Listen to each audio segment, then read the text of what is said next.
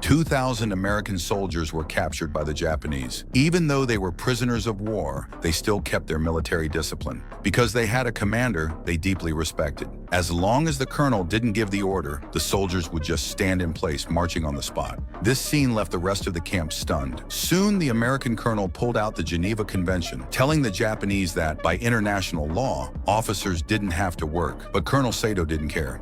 What code? The coward's code. What do you know of the soldier's code? Of Bushido?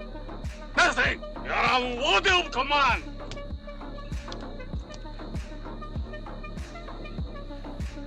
Since you refuse to abide by the laws of the civilized world, we must consider ourselves absolved from our duty to obey you.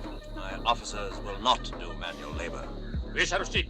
But Saito immediately ordered all American POWs must start working. Even with rifles pointed at them and whistles constantly blowing, the American soldiers didn't move a muscle.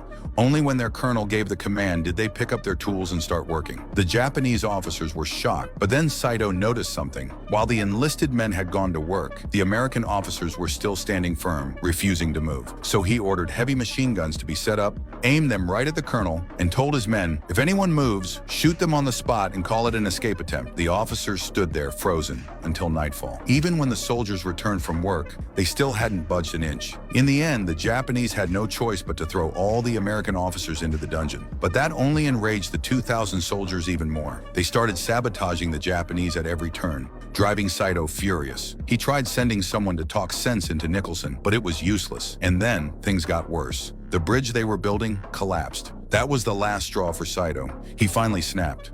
That night, he decided to get rid of the stubborn colonel once and for all, and personally had him brought into his room. I have been thinking the matter over and decided to put measures above administrative duties, leaving only the junior officers to lend a hand. I'm afraid not. The convention's quite clear on that point.